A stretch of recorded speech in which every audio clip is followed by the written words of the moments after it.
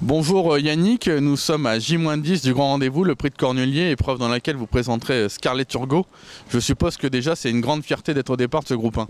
Bah oui, c'est des courses qu'on ne croit jamais qu'on aura un cheval qui soit capable de la disputer. Alors évidemment, quand on en a un, on est content. C'est un peu le but du métier, d'avoir des choses de ce niveau-là. Alors là, on y est arrivé. On va essayer de bien faire.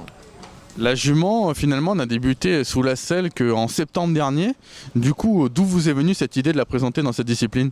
Bah, le problème, il est qu'Attelé commençait à être au bout. Hein. On était barré, elle était au bord des chevaux de prix d'Amérique ou les gros internationaux. Et à mon avis, elle était un peu en dessous ces chevaux-là. Donc on a essayé le trop monter en se disant si ça veut aller, on ne sait jamais.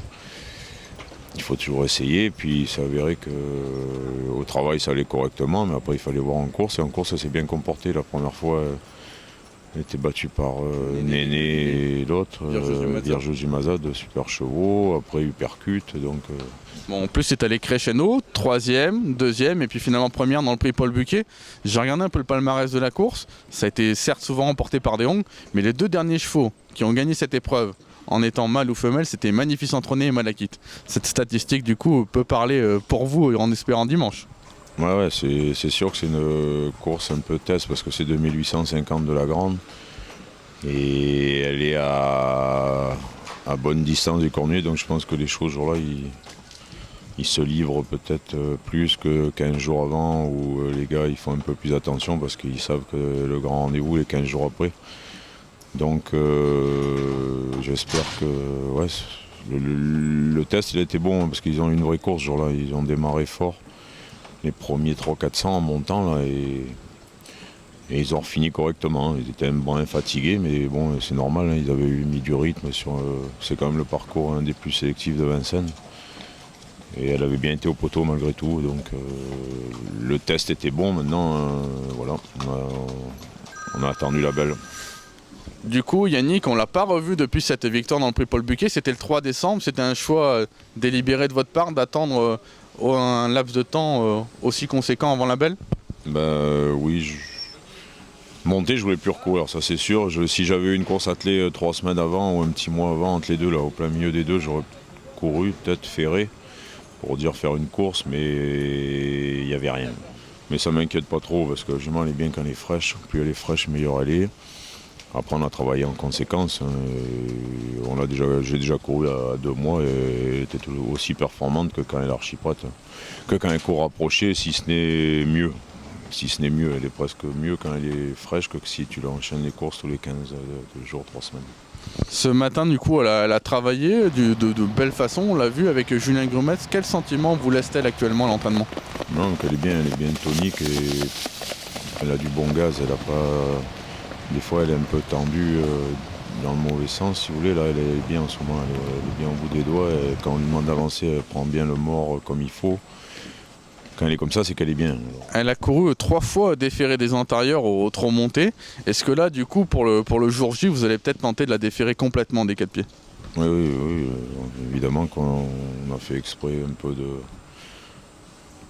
garder ses pieds bien derrière parce que des fois ils sont pas extraordinaires. Alors j'ai pas pris le risque de leur courir. Elle courait avec un petit fer derrière, mais j'ai pas pris le risque de leur déférer. Et évidemment qu'on s'est occupé que les pieds soient bien pour la déférer le jour du cornulier. Hein.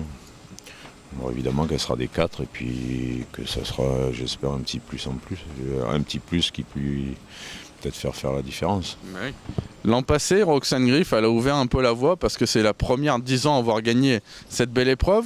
Vous, le fait qu'elle a finalement peu couru dans la discipline, est-ce que c'est pas aujourd'hui peut-être un avantage? Ouais, peut-être parce qu'on s'aperçoit que c'est beaucoup les vieux hongres qui dominent la génération, donc qui dominent les grandes courses montées, donc les hongres ils seront pas là. Donc ça veut dire que je pense pas que l'âge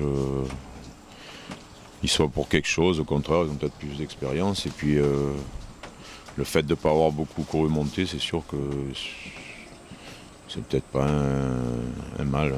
Pour moi c'est pas un désavantage qu'elle n'ait pas beaucoup couru.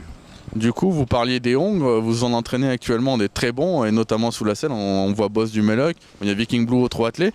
Est-ce que vous trouvez pour le spectacle que c'est dommage qu'il ne soit pas présent au départ dimanche? Bah, un peu. Je pense que les courses de sélection, il faut les garder comme ça, hein, les 3, 4, 5. Mais après, une fois qu'on arrive à celle-là, c'est quand même comme un champion du monde et que c'est se priver de certains chevaux. C'est dommage parce que c'est plus des. Je dis pas que c'est pas des courses de sélection, mais la sélection c'est 3, 4, 5 ans pour faire des étalons et compagnie. Là, c'est dommage de se priver de tous les. Cette année, on a bien vu que toutes les belles courses, c'est Hong qui les ont gagnées. Et le jour de la finale, on va dire, ils sont pas là. C'est sûr que c'est un peu dommage. Je pense qu'à ce niveau-là, il y a peut-être un truc à réfléchir, que ce soit dans le Cornulier ou dans l'Amérique. Mais c'est dommage de se priver des chevaux qui font le spectacle toute l'année et que le jour de la finale, ils soient interdits de courir. Et au niveau de l'opposition, du coup, Yannick, c'est une édition qui s'annonce quand même très ouverte. Est-ce qu'il y a des chevaux que vous craignez en particulier? Bah, l'impression visuelle, parce que j'étais ce jour-là, c'était Athéna de Vandel. Elle a fait vraiment une. C'était beau à voir. Hein. Elle a fait ses derniers 500 mètres sur un drôle de pied, puis jusqu'au poteau, elle a continué d'accélérer. J'ai l'impression qu'elle m'a donné. Hein. Et elle marchait quand même 13 piles sur le grand parcours. L'impression visuelle, c'était elle. Je pense. En plus, c'est quand même une jeune jument qui est, à mon avis, en pleine possession de ses moyens, qui est dure. Et après, je pense qu'il va falloir se méfier de Thiego parce qu'on sent qu'il monte en puissance au fil des courses, que Christian, à mon avis, il a dû s'organiser autour du Cornulier. Et quel résultat vous satisferait pleinement? Déjà peut-être dans le quintet, voire même sur le podium, et puis voire mieux.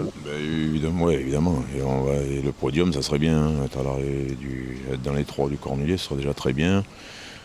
Évidemment, si on peut gagner, on va y aller, on y va pour gagner. Hein. Mais c'est c'est la plus dure. Hein. Alors il faut que tout s'enchaîne comme il faut. Il faut que la jument elle arrive ce jour-là, qu'elle soit à 120%, que ça se passe bien dans le parcours. Ce jour-là, c'est toujours une course particulière. Hein. C'est comme le Prix d'Amérique. Tout le monde est un peu excité. Alors il y a des fois des aléas de course auxquels on ne s'attend pas et qui arrivent. J'espère qu'il n'y en aura pas. Et l'essentiel, c'est qu'elle fasse sa valeur. Quoi. Après, il serait décevant, c'est qu'on soit battu en haut de la montée ou un peu comme ça.